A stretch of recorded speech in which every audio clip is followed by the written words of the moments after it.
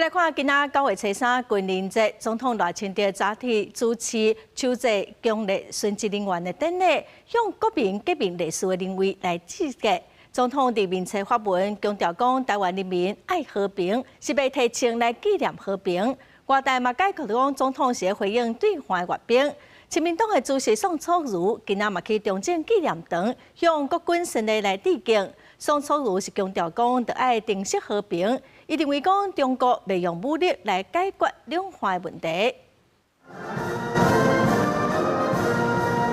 93军人节这一天，赖总统早起来到圆山中烈祠担任主祭官主持求祭典礼，小副总统甲5位代表担任陪祭。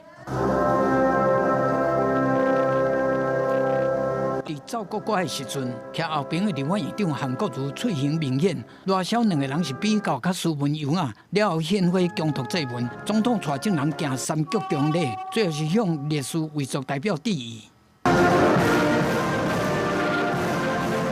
同时阵，赖总统嘛伫面册发文，讲台湾人民爱和平，袂野庆纪念和平，是纪念先烈甲历史的价值。相信手内武器是要保家卫国，毋是要侵略扩张。亲民党主席宋楚瑜嘛带党公职干部甲民众来中正纪念堂向国军先烈致敬，对中国挑工伫抗一港一兵，一经慎重严肃强调讲，当年抗战的是中华民国的国军。真正抗战胜利的主力部队是中华民国的我们的国民革命军，历史的真正的那些故事，不容任何人去抹杀和篡改。我要向大陆上也提出一个建议：展示军力不是炫耀武力，要去讲清楚，尤其是要告诉台湾的同胞，大陆上绝对不会用武力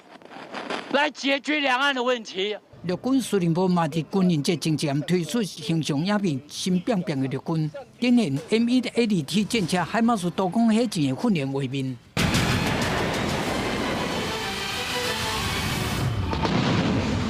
除了展示新武器、新装备，甲实践化训练的阶段成果，陆军嘛强调讲，目前面对敌情严厉的威胁，陆军当时转型甲挑战并存的关键时刻，会一步一步做好战备甲整备。来突破防卫作战的能量，建构合作的战力。记者综合报道。